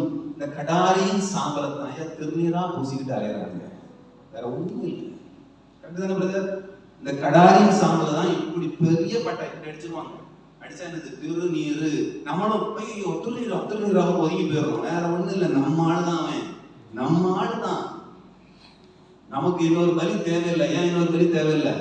இயேசு கிறிஸ்து பலியாகிட்டார். சொல்லிட்டார், பலியை நினைச்சிட்டேன், முடிவுக்கு கொண்டு வந்துட்டேன். ஏன் பலி செலுத்துறாங்க சொல்லுங்க? இதெல்லாம் நமக்கு இல்லை, நான் சொல்லி தரதெல்லாம் நமக்கு கிடையாது. நம்ம என்ன செய்யணும்? நம்மளை சுத்தி இருக்கிறவங்க அத்தனை பேரையும் பிடிக்கணும். அதுக்காக சொல்லித்தரேன். நான் படித்து கற்றுக்கொண்டதை சொல்லித்தரேன். நான் செயல்பட்டு கொண்டு இருக்கிறத நான் சொல்லித்தரேன் உங்களுக்கு. ஏன் பலி செலுத்துறாங்க? பாவத்தை போகணும்னா என்ன செய்யணும்? பலி செலுத்தணும். பலி செலுத்துறதுங்கிறது ரத்த பலி. ரத்தம் சிந்தப்படுதல் இல்லாமல் பாவம் மன்னிப்பு கிடையாது. நமக்கும் அப்படித்தான், இந்துக்களுக்கும் அப்படித்தான், எந்த விதத்திலையும் அப்படித்தான் இருக்குது.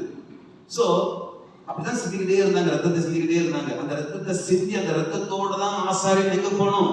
மகா பரிசுத்த ஸ்தலத்துக்குள்ள போகணும். அப்பவும் காலில் ஒரு கயிறை கட்டி வெளியே போட்டிருப்பாங்க. என்ன, ஒருவேளை ஏதாவது பாவம் செஞ்சு அந்த பாவம் மன்னிக்கப்படாமல் இருந்தால் அங்க என்ன விடும்? ஒரே அடிதான். அனனியா சப்ரால் எப்படி செத்தாங்க? ஒரே அடியில வந்து செத்தாங்க.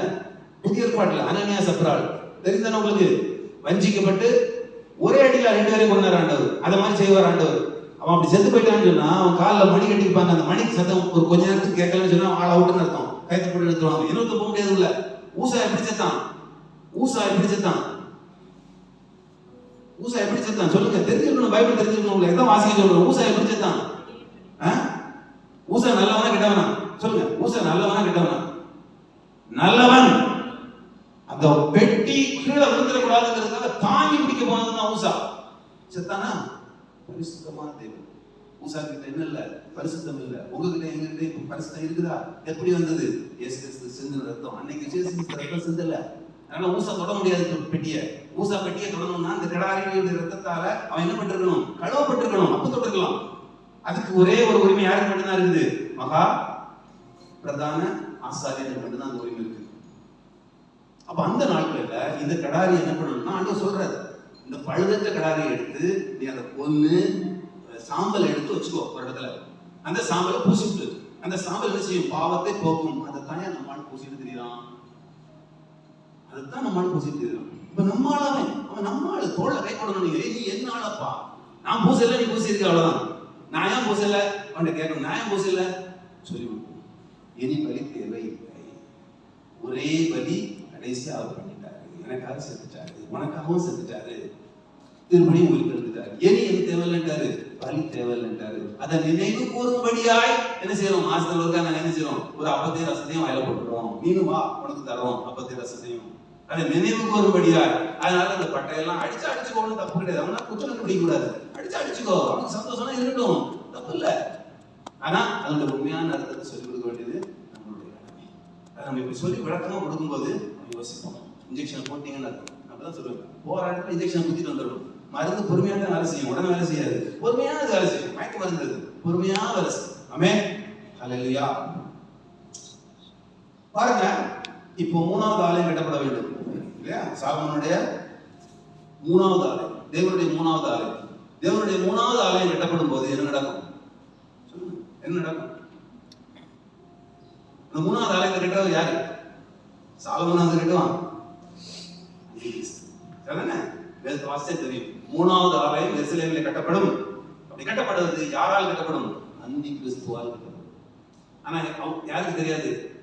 யூதர்களுக்கு தெரியாது. யூதர்கள் என்ன நினைச்சிருப்பாங்க? மேசியா வரப்போறார், 3வது ஆலயத்தை கட்டி அடைக்கப்பட்டிருக்கிற கிழக்கு வாசலை திறந்தால் அந்த வழியா யார் வருவா? மேசியா வருவார். நமக்கும் உங்களுக்கு எனக்கு தெரியும், கிறிஸ்தவர்களுக்கு தெரியும், மேசியா ஏற்கனவே வந்தாச்சு. மேசியா யாரு? ஜீசஸ் கிரைஸ்ட் ஏற்கனவே வந்தாச்சு. அது அவங்க நம்பல். அவங்க என்ன நினைக்கிறாங்க? அது ஒரு மனுஷன், நாங்க சிலுவையில் அடிச்சு கொண்டோம், அவர் உயிர்த்தெழுந்தார். இல்ல பெரியமானவர்கள் 2 நிமிஷம் கூட எடுத்தாலும் தப்பு கிடையாது. சொல்லி தர வேண்டியது என்னுடைய கடமை. நான் ஆண்டவர் இப்போ அதிகமா என் நெஞ்சில பாரத்தை போடுறது 58 வருஷத்தை நீ போக்கிட்ட. இனி இருக்கக்கூடிய கொஞ்ச நாட்கள்ல ஒவ்வொரு இடத்துக்காக போய் சொல்லி கொடுங்க. நீ 3 வருஷமா உன்னை அடிச்சேன்னா நான் செத்து போவேன்னு தான் நினைச்சேன். நான் உயிரோட வரணும்னு நான் நினைக்கவே இல்லை. செத்து போவேன்னு நான் நினைச்சேன். ஆனா தூக்கி நிறுத்தினார். எதுக்காக உன்னை நிறுத்தினேன்? ஒரு சபைக்காக போ. இந்த சனிக்கிழமை கூட நான் கேள்வி போறேன். நான் இங்க அட்டன் பண்றதை விட நான் என்ன நினைக்கிறேன்னா, ஏதாவது சபைகளுக்கு போய் தேவன் எனக்கு கொடுத்த ஞானத்தை மற்றவர்களுக்கு சொல்லணும்னு ஆசைப்படுறேன். அது மாதிரிதான் நீங்களும் இருக்கணும். பெரிய மாணவர்கள் இருக்கக்கூடிய காலம் கொஞ்ச காலம். இனி காலம் செல்லாது சொல்றத பாருங்க. இனி காலம் செல்லாது. அந்த கொஞ்ச காலத்துக்குள்ள எவ்வளவு ஆத்மாக்களை பிடிக்க முடியுமோ அந்த அவ்வளவு ஆத்மாக்களை நமக்கு பிடிக்கும். ஆமென். எத்தனை வருஷமா நம்ம சபைக்கு வந்தாச்சு, அப்படிதானே? எத்தனை வருஷமா வந்தாச்சு. நான் என்னுடைய கணக்குல ஒரு ஆத்மா இருக்கு, கை தூக்கணும்னு பார்க்கணும். நான் கை தூக்குறேன். என் கணக்குல ஒரு ஆத்மா இருக்கு. நான் பரலோகத்துக்கு போனா அந்த ஆத்மாவை நான் கை காட்ட, இது என்னுடைய ஆத்மா. கை தூக்குங்க, தூக்குங்க பாருங்க, தூக்குங்க. என் கணக்குல இருக்கு. ரைட். என் கணக்குல 5 ஆத்மா இருக்கு, கை தூக்குங்க. என்னால தூக்க முடியாது, மன்னிக்கும். என் கணக்குல 5 இல்லை. இருக்கும், உங்க கணக்குல இருக்கும். தூக்குங்க, தூக்காட்டீங்க. ரைட், இருக்கும், கண்டிப்பா இருக்கும். என் கணக்குல 10. அப்படி போயிட்டே இருக்கும். ஆமென். இதுதான் நமக்கு என்ன பாருங்க. 10 இருக்குது, 20 இல்ல. நான் அப்ப 20க்கு நோக்கி போறேன். என்ன சரி, ஏன்னா வானம் தான் எல்லை. நமக்கு நம்பர் எல்லை கிடையாது, வானம் தான் எல்லை. ஒருத்தருக்கு ஒரு மான தாழ்வு கொடுத்துருப்பாரு. ஓகே, பிடிக்கும், ஆத்மாவை பிடிக்கிறவர்களா இருக்கு. அல்லேலூயா. இது ஒவ்வொரு வாரமும் வந்து பாடின பாட்டையே திருப்பி பாடிட்டு போறதில்ல. சுவிசேஷம் சொல்றது, வேலை செய்யறது. இதுதான் உங்களுக்கு சொல்லி கொடுத்தாங்க. இந்த ஆல்பாங்கிற இது நீங்க போய் சுவிசேஷம் சொல்ல வேண்டிய அவசியம் இல்லை. அப்படின்னா நீங்க வேலை செய்றீங்கல்ல, வேலை செய்யற இடத்துல எத்தனை பேர் இருக்காங்க? அத்தனை பேர் ரட்சிக்கப்பட்டாங்க? இல்ல.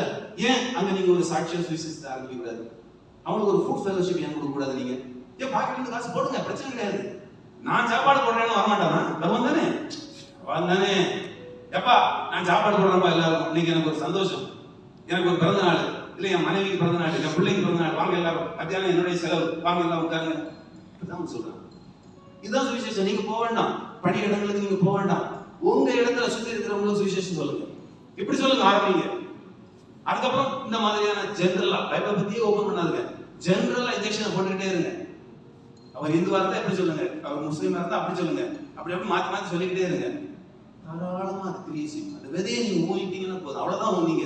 அதுக்கு மேல தேவன் ஒருவனை இழுத்து கொள்ளாவிட்டால் அவர் தேவனிடத்தில் நீங்க உங்க பிரயாசத்தினால உங்களை ஒருத்தரை ரட்சிப்பு நடத்த முடியாதுமா? நடத்த முடியாது. நம்ம ஒரு கருவி தானே தவிர நம்ம ஒன்றும் ரட்சிப்புக்குள்ள அவங்க நடத்த முடியாது. நம்ம கருவியா பயன்படுறோம். அவர் கொடுத்த விதையை, அவர் கொடுத்த மருந்தை உள்ள செலுத்திடுறோம், அவ்வளவுதான். செலுத்திட்டு நீங்க போயிட்டே இருங்க. அந்த மருந்து வேலை செய்யும். அந்த ஆத்மா உங்க கணக்குல வந்துருச்சு. ஓகே, ஆமென். பிரியமானவர்களே, இந்த 3வது ஆலயம் எழும்பும் போது, எழும்பினதுக்கு அப்புறம் என்ன நடக்கும்னா, இயேசுவானவர் வருவாரு. அது 2ஆம் வருகை. அதை யார் நம்புறா? முஸ்லிம்களும் நம்புறாங்க. 2ஆம் வருகை கேட்டு பாருங்க. அவங்க சொல்லுவாங்க, இயேசுவானவர் என்ன செஞ்சாரு? பரத்துக்கு போயிட்டாருங்கிறது நம்புவாங்க. ஆனா அவர் எப்படி போனாருங்கிறது நம்ப மாட்டாங்க. ஏன்? சிலுவையில் அறைந்து மறித்து 3ஆம் நாள் எழுந்து போனார், நம்ப மாட்டாங்க. ஏன் நம்ப மாட்டீங்க? அது யூதர்கள் எழுதப்பட்ட கதைன்றவாங்க. எங்க குரான்ல கிடையாது. அவங்க குரான்ல என்ன இருக்கு? இயேசு வந்தாருன்னு இருக்கு, இயேசு திரும்பியும் போனாருன்னு இருக்கு. அதெல்லாம் இருக்கு, குரான்ல இருக்கு. ஏன்னா என் கூட வேலை செய்யற பசங்க எல்லாருமே முஸ்லீம் பசங்க. அவங்க கூட நான் சம்பாஷிக்கிறேன், அவங்களுக்கு நான் கத்துக்கிறேன். அதெல்லாம் இருக்குது. எதை நம்ப மாட்டாங்க? அந்த மரித்து தான் ரொம்ப முக்கியம். அதுக்கு தானே இயேசு வந்தாரு. சரிதானே? அவர் வந்ததே எதுக்கு? பிதா வந்தது எதுக்கு? மரிக்கிறதுக்கு, ரத்தம் சிந்துறதுக்கு. அப்பதான் அந்த பாவ மன்னிப்பு உண்டாகும். அதை நம்ப மாட்டாங்க. ஆனா திருப்பி வருவாங்க. அவங்களும் எதிர்பார்க்கிறாங்க, யூதர்களும் எதிர்பார்க்கிறாங்க. யூதர்கள் எப்படி எதிர்பார்க்கறாங்க? மேசியா வர்றாரு, முதல் தடவை வர்றாருன்னு எதிர்பார்க்கறாங்க. நம்ம என்ன எதிர்பார்க்கிறோம்? 2வது தடவை வர்றாரு. ஆனா பெந்தேகோஸ்தேக்காரங்களுக்கு என்ன ஒரு நம்பிக்கை இருக்கு தெரியுமா? சொல்லுங்க பார்க்கலாம். நீங்களும் பெந்தேகோஸ்தே, நான் சிஎஸ்ஏ காரன். உங்களுக்கு எல்லாம் ஒரு நம்பிக்கை இருக்கு. நீங்க சிஎஸ்ஏ பெந்தேகோஸ்து என்ன நம்பிக்கை சொல்லுங்க. அது அப்படி சொல்லுங்க, கைதட்டி விடுங்க பிரதர். ரகசிய வருகை நான் நம்புறேன். ரகசிய வருகை. அப்போ நம்ம இப்ப பேசுறது இரண்டாம் வருகை. அதுக்கு முன்னால என்ன நடக்கணும்? மணவாட்டியாகிய கிறிஸ்து, மணவாளனாகிய கிறிஸ்து மணவாட்டியாகிய சபையை செஞ்சிருவாரு. மத்திய ஆகாயத்துல வந்து நினைச்சிட்டு எடுத்துட்டு போயிடுவார். டச்சே பண்ண மாட்டார், பூமிக்கு வர மாட்டார். அங்க நின்றுட்டு அப்படி கைத்தட்டி கொடுறாரு, வாங்க வாங்க வாங்கன்னு. அந்த சத்தம் யாரும் கேட்காது, அந்த எக்கால சத்தம் யாரும் கேட்காது. ரட்சிக்கப்படாதவர்களுக்கு கேட்காது, நமக்கெல்லாம் கேட்கும். ஒரு கைத்து கல்லில் சொல்லுங்க, ஆண்டவரே எனக்கு கேட்கும், என் காலை கொஞ்சம் தெளிவாக்குங்க ஆண்டவரே எனக்கு கேட்கணும். இந்த செய்தியை படித்த உடனே நான் போய் செக் பண்ணது, யாரை செக் பண்ணிருப்பேன்னு சொல்லுங்க. இந்த செய்தியை படிச்ச உடனே என் ஒய்ஃபை போய் பார்த்தா, அவ இன்னும் இருக்காளா போயிட்டாளா? ஏன்னா இது இரண்டாம் வருகை. இரண்டாம் வருகைக்கு முன்னால என்ன நடக்கணும்? ராப்சர் நடக்கணும். அவ போய் பார்த்தேன், அவ இருக்காளா? அவ போகலன்னா ஓகே, அப்போ ராப்சர் வரல. ஒரு நம்பிக்கை, அவங்க ஓட்ட கூட அவ போயிடுவான்னு நம்பிக்கை. ஓகே, ஒரு ராப்சர் அதுக்கு முன்னால இருக்கும். ரெடி ஆயிட்டாங்க. என்ன குழப்பம் தெரியுமா? அலெக்சா மாஸ்க் இருக்கு இல்லையா? அலெக்சா மாஸ்க் அது படம் போடலன்னா இதுதான் அந்த கிழக்கு வாசல், கோல்டன் கேட். என்ன பண்ணி சீல் பண்ணிருக்காங்க பார்த்தீங்களா? சீல் பண்ணி வச்சிருக்காங்க. அப்பவே அது சீல் பண்ணிட்டாங்க. இப்போ யாரும் ஒன்று போக முடியாது. பாருங்க எப்படி இருக்கு பாருங்க, சீல்டு. அப்படி கோட்டை சேர் மாதிரி இருக்காங்க. அது வாசல், இதுக்குள்ள வழியா தான் யாரும் வரப்போறா? மெஸ்ஸியாவும் அதுக்குள்ள தான் வரப்போறாரு. இயேசுவானவரும் அந்த ஓசன்னா பாடுவோம் இயேசுவின் நாமமே அப்போ போனது இதுக்குள்ள தான் போனார். அந்த அந்த கழுத குட்டியோட போனது இதுக்குள்ள தான் போனார். அதுக்கப்புறம் அதை சீல் பண்ணிட்டாங்க. இப்போ வரையும் திறக்கவே இல்லை. இப்போ திறக்கிறது இயேசு அந்த மலையில வந்து இறங்கி, மோரியா மலையில வந்து இறங்கி அப்படி போற வாசல் தான் இது. அவங்களுடைய மேசியா வரக்கூடிய வாசல் தான் இது. ஓகே, இப்போ பிரச்சனை என்ன? இதுக்கு அந்தால இருக்கக்கூடிய அந்த அல் அக்ஸா மாஸ்க் இருக்கு இல்லையா? அந்த இடத்துல தான் தேவாலயம் வரணும். 3ஆம் தேவாலயம் இங்க தான் வரணும். அப்ப அதை கட்ட முடியாது, ஏன்னா அவங்களுடைய மாஸ்க் அது. பிரச்சனை வந்துடும். உலகத்துல யாரும் பர்மிஷன் கொடுக்க மாட்டாங்க. அதனால அந்த இடம் வந்து பாதுகாக்கப்பட்ட இடம். இந்த இடத்துல யாரும் போக முடியாது. இப்போ இவங்க எந்த மாதிரி டிசிஷன் எடுத்துட்டாங்க? இந்த இடத்துல கட்ட போறோம்னு சொல்லிட்டாங்க. இது என்னது? கிரேவியார்டு தான் கட்ட போறோம். அப்ப யாரும் தடுக்க முடியாது. அவங்க 2 நாள்ல கட்டி முடிக்கிறதுக்குள்ள ஆயத்தங்கள் இருக்காங்க. இன்னைக்கு ஆரம்பிச்சாங்கன்னா 3ஆவது நாள் கோயில் இருக்கும். அவ்வளவு டெக்னாலஜி எல்லாம் ரெடி, எவ்ரிதிங் இஸ் ரெடி. எது இல்ல? பலி இல்லாம இருந்தது, அந்த செவுத்த கடாரி இல்லாம இருந்தது. அது வேணும். அதை பலி கொடுத்து அந்த சாம்பல் எடுத்து அந்த சாம்பல்ல தான் எல்லா கருவிகளையும் அவங்க சுத்தம் பண்ணணும். அங்க வேலை செய்யறவங்களை சுத்தம் பண்ணணும். அந்த பிரீஸ்ட் எல்லாத்தையும் சுத்தம் பண்ணணும். ஒரு ஒளி யூஸ் பண்ணா கூட அந்த ஒளியை சுத்தம் பண்ணணும். ஒரு செங்கல் யூஸ் பண்ணா கூட அந்த செங்கலை சுத்தம் பண்ணணும். இது ஆகும். அதனால அந்த கடாரி வேணும். ஆனால் 8ஆம் தேதி அவங்க அந்த கடாரியை எரிக்கும் போது அது 2 வெள்ளை முடி வந்துச்சு. அந்த பிரீஸ்ட் பாப்பாரு, பழுதற்றதா இருக்கணும் அந்த கடாரி. அழிந்து போன என்னங்க, இந்த கடாரி அழிந்து போச்சு. கிடையாது, உலகத்துல கிடையாது. அதை பிரீட் பண்ணி கொண்டு வந்திருக்காங்க. உலகமெல்லாம் அப்படி சுத்தி தெரிஞ்சு அதனுடைய வித்தை எடுத்துட்டு வந்து பிரீட் பண்ணி அவங்க உருவாக்கியிருக்காங்க. என்ன வச்சிருக்காங்க? ஒண்ணுதானே போச்சு போட்டு உடனே என்ன பண்ணிட்டாங்க தெரியுமா? இது வந்து ரிஹர்சல் போட்டாங்க. நாங்க இதை வந்து இது வந்து உண்மையான பலி கிடையாது. ஏன்னா அந்த பலி செலுத்த முடியாது. ஏன்னா அது 2 வெள்ள முடி வந்துச்சு. எப்போனாலும் வரும் இந்த கடாரி. அவங்க பலி செலுத்தக்கூடிய நேரத்துல அதை செக் பண்ணும்போது வெள்ள முடியே இருக்கக்கூடாது. அதான் சிவப்பான கடாரி. அதுக்கு பழுதே இருக்கக்கூடாது, நோய்வாய் இருக்கக்கூடாது. அந்த இடத்துல அடிச்சாங்கன்னா அது வந்து பலியாயிடும். அப்ப எந்த நிமிஷத்துலையும் பலி நடக்கலாம், அடுத்த செகண்ட்லையும் பலி நடக்கலாம். பலி முடிஞ்ச உடனே அந்த சாம்பல் எடுத்து எல்லா பொருளையும் சுத்தமாக்கிட்டு காலேஜ் கட்டிடுவாங்க. அவங்க கிட்ட என்ன டெக்னாலஜி இருக்கு? 2 நாள்ல கட்ட டெக்னாலஜி இருக்கு. நீங்க உலகத்துல இருந்து வான்னு சத்தம் போடுறதுக்கு ஆலயத்தை கட்டி முடிச்சுவோம். 2 நாள் டெக்னாலஜி வச்சிருக்காங்க. 2 நாள் என்ன கொடுக்க போதுங்கிறான். எல்லாம் ரெடி, எவ்ரிதிங் இஸ் ரெடி. ஆண்டவராகிய இயேசு கிறிஸ்துவின் வருகையும் ரெடி. இனி காலம் செல்லாது, இனி காலம் செல்லாது. சின்ன வயசுல இருந்தே சொல்லிட்டு இருக்காங்க, இயேசு வர்றாரு நோட்டீஸ் எல்லாம் அடிச்சிருப்பாங்க. அவன் கீழே போய் RSS காரன் எழுதுவான், எந்த ட்ரெயினில் உங்க இயேசு வருகிறார், எந்த ஃபிளைட்டில் உங்க இயேசு வருகிறார். இன்னைக்கு எழுதிருப்பாங்க. இப்ப இயேசு வருகிறாருன்னா எந்த ட்ரெயின்ல வராரு, எந்த ஃபிளைட்ல வராரு கிண்டல் பண்ணுவாங்க. ஆனால் இனி காலம் செல்லாது. ஆமென். இனி காலம் செல்லாது. இந்த சுவிசேஷம் உலகமெங்கும் போகும்போது என்ன வரும்? முடிவு வரும். சுவிசேஷம் உலகமெங்கும் போகலன்னு நினைச்சிட்டு இருக்கீங்களா? போயிடுச்சு. எது மூலமா போயிடுச்சு? இந்த போன் கொள்ளிக்கட்ட மூலமா போயிடுச்சு. கொள்ளிக்கட்டை வராத வரைக்கும் சுவிசேஷம் போகல. இப்ப கொள்ளிக்கட்டை போகாத இடமே கிடையாது. எலன் மாஸ்க் சொல்றாரு, இந்த கொள்ளிக்கட்டைக்கு நீங்க வந்து இன்டர்நெட் காசு தானே கட்டுறீங்க, நான் சேட்டலைட் விடுறேன், 3000 சேட்டலைட் விட போறாரு. 3000 சேட்டலைட் விட போறது இன்டர்நெட் ஃப்ரீங்கிறாரு. படிச்சு பாருங்க, இன்டர்நெட் இருந்து ஃப்ரீ. ஒன்ஸ் இன்டர்நெட் ஃப்ரீ ஆனதுக்கு அப்புறம் சுவிசேஷம் போகுமா போகாது சொல்லுங்க. இப்ப ஏன் போக மாட்டேங்குது? நெட் வேணும், நெட்டுக்கு காசு கட்டணும், கட்டணும் நீங்க நாங்க கட்டுறோம், அதனாலதான் போக மாட்டேங்குது. எலன் மாஸ்க் சொல்லியாச்சு, நான் விடுறேன் சேட்டலைட், எல்லாமே ஃப்ரீ. ஃப்ரீயா மாறும்போது ஆட்டோமேட்டிக்கா சுவிசேஷம் எல்லா கைக்கும் போயிடும். ஏன்னா மொபைல் இல்லாம யாரும் வேலை செய்ய முடியாது, பேங்க் அக்கௌண்ட் இல்லாம ஒண்ணுமே கிடையாது, சிப் மாட்டாம ஒண்ணுமே கிடையாது, எல்லாம் வந்துருச்சு. Everything is ready. நாம் ஆயத்தமா இருக்கணும். ஆமென். இந்த கொடுமையை பார்க்கறது நம்ம இருக்கக்கூடாது. இந்த 3ஆம் தேவாலயம் கட்டுறதையோ அதுக்குள்ள வந்து அந்த பஞ்சை கொண்டு பலிவிடுவாங்க. அப்பதான் தெரியும் இவனுக்கு ஊதுவதுக்கு, ஆஹா ஏமாந்து போயிட்டமே, இந்த கோயிலை கட்டினது நம்ம இல்லல்ல, நம்ம ஆண்டவர் இல்லையே, நம்ம ஆண்டவர் இல்லையே, அவன்லாம் வந்துட்டான் கோயிலுக்குள்ள, அவன் வந்துருவான்.